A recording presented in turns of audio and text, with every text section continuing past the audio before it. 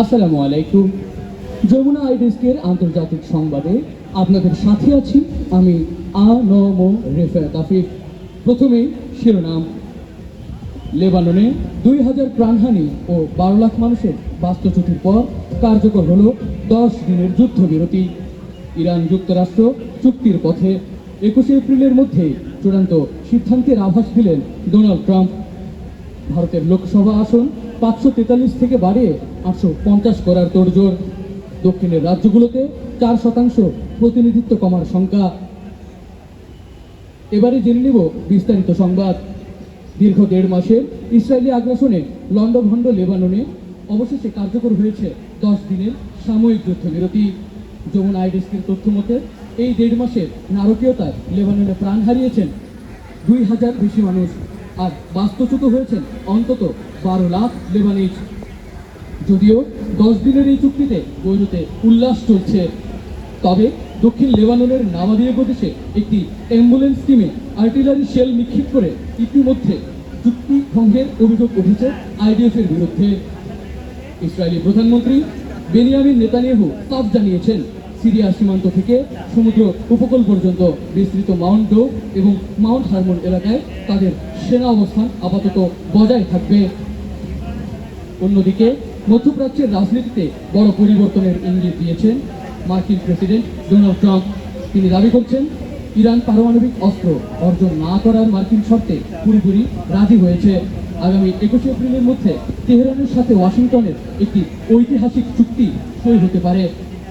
এই চুক্তি সফল হলে ট্রাম্পের সম্ভাব্য পাকিস্তান সফরের ঘোষণাও এসেছে। এদিকে জ্বালানি সংকটের পূর্বাভাস দিয়ে আন্তর্জাতিক জ্বালানি সংস্থা আইইএ প্রধান ফাতি বিরল জানিয়েছেন, বিশ্বের 20% তেল ও এলএনজি পরিবহনের রুট হরমুজ প্রণালী দ্রুত উন্মুক্ত না হলে এশিয়ায় ভয়াবহ বিদ্যুৎ ও জ্বালানি সংকট দেখা দিতে পারে। এমনকি ইউরোপের হাতে মাত্র 6 সপ্তাহের জেট ফুয়েল অবশিষ্ট আছে বলে সতর্ক করেছেন তিনি। ভারতের অভ্যন্তরীণ ও রাজনীতিতে তোলপাড় সৃষ্টি করেছে নতুন ডিলিমিটেশন বিল। বিজেপি সরকারের সংবিধানের 81 নম্বর অনুচ্ছেদ সংশোধন করে লোকসভার আসন 543 থেকে বাড়িয়ে 850 করার প্রস্তাব করেছে।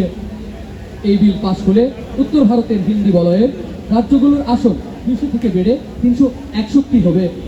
বিপরীতে তামিলনাড়ু ও কেরালার মতো দক্ষিণ রাজ্যগুলোর আসন 130 থেকে 166 হলেও পার্লামেন্টে তাদের মোট প্রতিনিধিত্বের হার কমে যাবে প্রায় 4%। বিরোধীরা একে ঐতিহাসিক অবিচার বলে আখ্যা দিয়েছেন। পরিশেষে মিয়ানমার প্রসঙ্গ।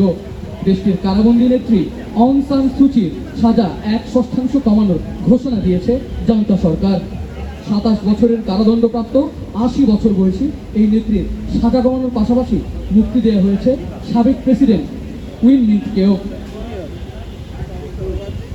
দর্শক, 33 কিলোমিটার প্রশস্ত হরমুজ প্রণালী থেকে শুরু করে ভারতের পার্লামেন্ট, বিশ্ব রাজনীতির এই ছিল এখনকার মতো সর্বশেষ আপডেট। পরবর্তী খবরগুলো জানতে চোখ রাখুন আমাদের নিয়মিত বুলেটিনে। এছাড়াও পরপর আমাদের খবর জানতে ক্লিক করুন www.jomnanews.com। সাথে থাকার জন্য ধন্যবাদ।